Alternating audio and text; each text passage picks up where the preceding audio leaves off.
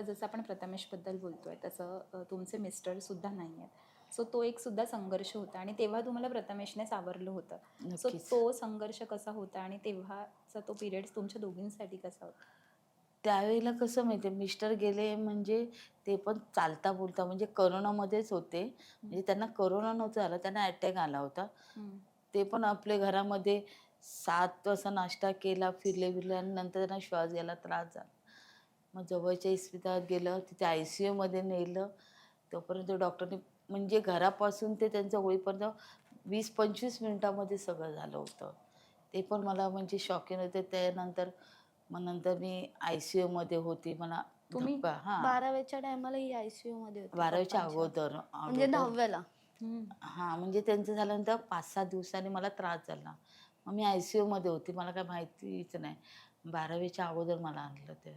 मग डॉक्टर बोलायला लागले, "ह्यांना कुठेतरी लांब घेऊन जा, जेणेकरून ह्यांना त्रास जास्त हील होतो." होतील थोड्याशा. हं, तेव्हा मला प्रथमेशने मग बोलला, "गावी जाऊया."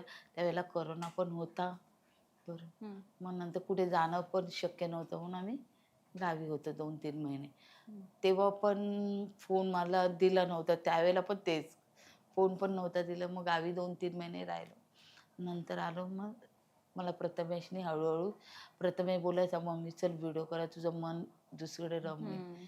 तर मी म्हटले, "प्रथमेश थांब जरा, वर्ष होऊन दे, वर्ष झालं की करूया." मग वर्ष झाल्यानंतर मग प्रथमेशबरोबर परत स्टार्ट केलं Instaला.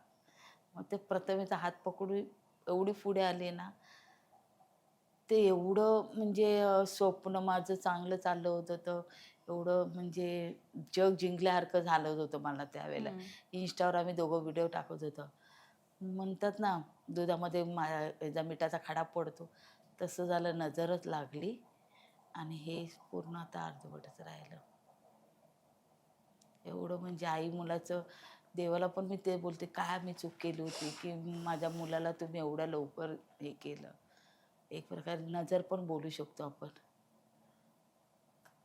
असं खरंच झालं. मी निशब्द आहे म्हणजे ह्या सगळ्यासाठी ती सिच्युएशन मी समजू शकते आणि खरंच आहे म्हणजे कोणावरच ही परिस्थिती येऊ नये अशी नाही, नाही. परिस्थिती जेव्हा ती ओढवते तेव्हा ते किती त्रास नवऱ्यानंतर मुलाचा हं, सपोर्ट असतो. तर त्यांनी तेवढं कव्हर केलं 3-4 वर्ष कव्हर माझ्याबरोबर होता. आता मुलाला पण घेऊन त्या माऊलीवर काय कोसळणार सांग बघू? खूप एवढं मी हे करते ना, सायली तुला सांगते सकाळपासून ते संध्याकाळपर्यंत ना दिवस कसा पण निघून जाईल. पण खरंच रात्रीच्या रस्ता वेळेला ना खूप त्रास होतो गं, खूप. आणि तो कसा 24 तास घरात आणि मम्मा, घरात मम्मा, मम्मा, मम्मा मम्मा, मम्माचा असं. पदरच असं त्याचं सारखं कुठे.